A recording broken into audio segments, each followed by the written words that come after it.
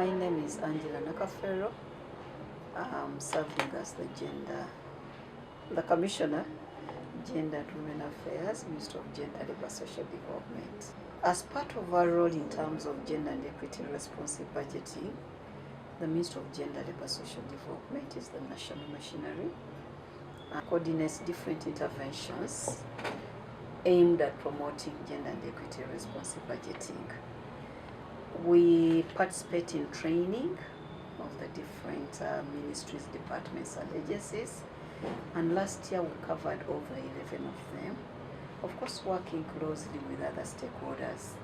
You'll discover that in Uganda it's a collaboration, it's a partnership between Minister of Finance, Planning and Economic Development, between Equal Opportunities Commission, which is affiliated to the Ministry of Gender, Labour, Social Development, with Parliament and ministries. We are also in charge of ensuring that as we do our planning, we are cognizant of the need to integrate gender and equity issues. And I'm glad to inform you that our third National Development Plan, if you look at it critically, it is really gender responsive. There was a deliberate effort working as a team to articulate gender and equity issues within our third National Development Plan. The implementation of the third development plan, National Development Plan, is going to be through 20 program implementation action plans. We also worked closely with our stakeholders to articulate gender and equity issues, building on the achievements from the third National Development Plan. We did the same when we're working on the PIAPs. So you'll find a lot of gender and equity issues in human capital development, agro-industrialization, private sector development, community mobilization and mindset change, and digital transformation for development, and quite others. So we really do a lot in terms of ensuring that all the stakeholders come together to discuss gender and equity issues as we plan for the country, as we plan for the ministries, as we plan for the different local governments. So that has been our mandate. Minister of Gender is also a member of the Gender and Equity Budgeting Task Force, which is chaired by the Minister of Finance, Planning and Economic Development. We come together to identify the issues, to plan for capacity building, to plan for the kind of work Equal Opportunities Commission is doing of assessing the budget framework papers and the ministerial policy statements. And of course, Equal Opportunities Commission has really done us well, because on an annual basis, it assesses the level of compliance. And I'm glad to note that we've been improving over time. By the time we started assessing budget framework papers and ministerial policy statement, we were at 50% compliance level. But today, we are at 68.9% compliance. Of course, we would want to achieve 100%, and those are the gaps that we increasingly sit together to find ways of addressing them. It's in the same way we work with the ministries, departments and agencies to articulate gender and equity issues, because you cannot have a budget without knowing what are the issues and what interventions are planned for that will lead you to the process of allocating a budget. So we are very active in that process of articulation of gender equity issues at the sector level.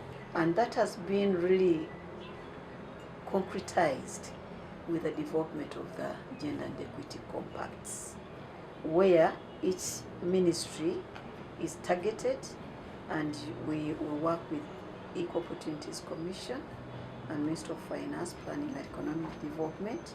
We articulate the issues and put them in one publication that can be made as a reference point for the sector as they do planning and budgeting. So to us, it has worked well because sectors are able to be guided on what are these critical issues, and of course the need for them to allocate resources accordingly. Other tools, as Ministry of Gender, Labour, Social Development, we've developed a training manual which we use in terms of training. We've also worked on an assessment tool for evaluating sectors. We also work closely with EOC. EOC is more advanced because they have assessment tools for the budget framework papers, but also for the ministerial policy statement. So combining those different processes, we are able to gauge where we stand in terms of compliance among the sectors. But of course, it requires a lot of work with other stakeholders.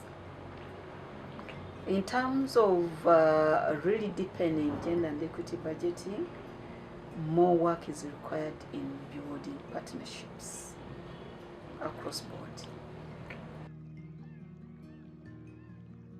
I may not be able to tell you that this is specifically the impact because it's a long-term program. Yes. But from the existing literature and assessments conducted by EOC and other stakeholders, because a civil society budget advocacy group has also been very active in these processes, I can really testify that we are seeing more increases in the amount of resources allocated for reducing gender inequalities, but also reducing vulnerabilities. Within the Ministry of Gender, Labour, Social Development alone, we have programs for children, targeted programs for children, targeted programs for youth. We have a youth livelihood program specifically for young people to be able to engage into business. We have targeted program for women. An example is the Uganda Women Entrepreneurship Program, which started in 2016. We also have programs for persons with disability, older persons. They are receiving an allowance on a monthly basis. All those are programs that are coming in with budgets allocated. And of course, as a country, we celebrate this program. So gender and equity budgeting has made it possible for us to target the vulnerable categories of our population. You'll also find that there's a lot of awareness. Sectors are now aware that it's a legal mandate for them to plan and budget for reducing inequalities and vulnerabilities in this country. If you get a chance to reflect on some of these, you'll also be able to see really deliberate efforts put into place in terms of budgeting for reducing inequalities and inequalities and vulnerabilities. We are also seeing more partnerships with our development partners. The European Union Commission has been very supportive in this area. UN agencies have been supportive, especially UN Women, in pushing for the gender and equity responsive budgeting. We are working with other line ministries. Finance is very central in this discussion. Gender is, local government is, and others. You'll also find out that our partnerships span over to non-state actors. You've heard about civil society budget advocacy group. We work with them. We complement each other. It's about complementing different initiatives among the different stakeholders. I also want to say that this collaboration has also made it possible for us to have more resources allocated for the vulnerable groups. Yes. We've done a study, and I can share more on what, so that you can pick the concrete examples of our work. The biggest challenge for me I've witnessed is the fact that change has been very slow. Because when we started in 2015, 2016 with the assessments, we were at 50%. Today we are at 68.9%. So we need to move at a faster speed than that, a faster rate than that. You'll also find that in some of the sectors, we've not been able to give them as much attention as possible, especially sectors that are more complicated.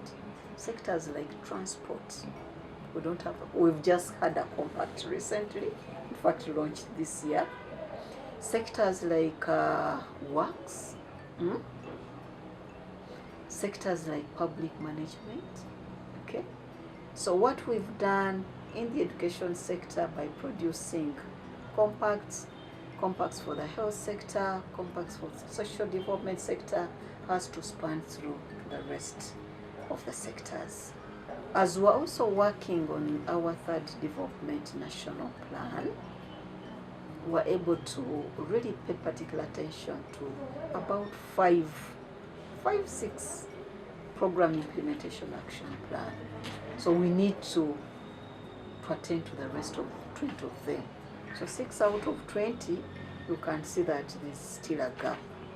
And of course, if these issues are not well articulated, then it creates a challenge for the stakeholders within the sector to appreciate what are these critical issues that we are talking about.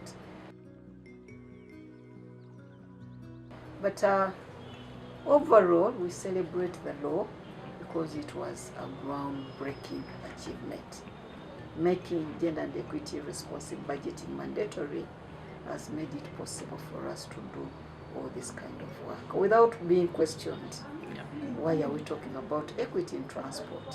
Why are we talking about gender and equity in mining or tourism? Yeah. Today, we've reached at a point where people are saying, yes, we need to discuss these issues. We also need to take deliberate actions in terms of reducing the gaps. Yes. So a law or a policy is very important in this discussion.